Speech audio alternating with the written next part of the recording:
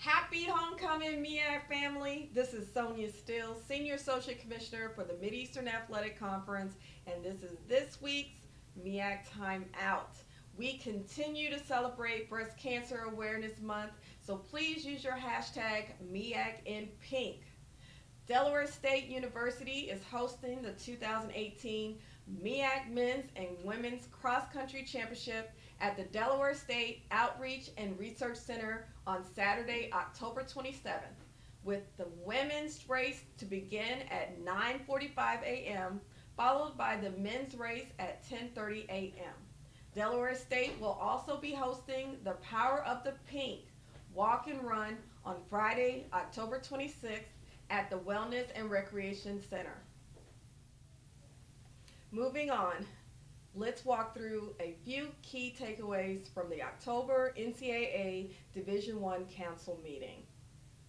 In men's basketball, non-controversial legislation has been adopted to specify that during the June evaluation periods, evaluations of live athletic activities may occur at events that A, are approved by the applicable two-year college governing body, B, are organized and conducted exclusively by the applicable two-year college governing body and or two-year college coaches association, and C, occur at an educational institution other than an NCAA Division I institution. Another key takeaway is that 4 legislative recommendations have been introduced into the 2018-19 legislative cycle.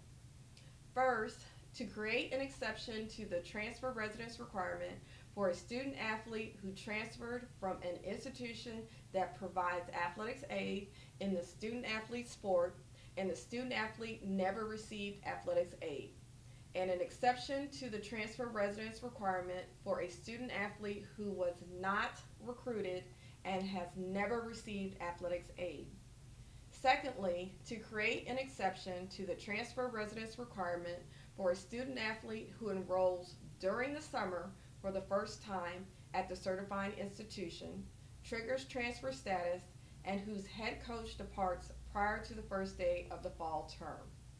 Third, to specify that in men's and women's basketball and football, a postgraduate transfer who has 1 season of eligibility remaining and receives athletically related financial aid is considered a counter for 2 years, regardless of whether the student athlete who successfully completes all degree requirements prior to the start of the second year of enrollment shall not be considered a counter for the subsequent academic year.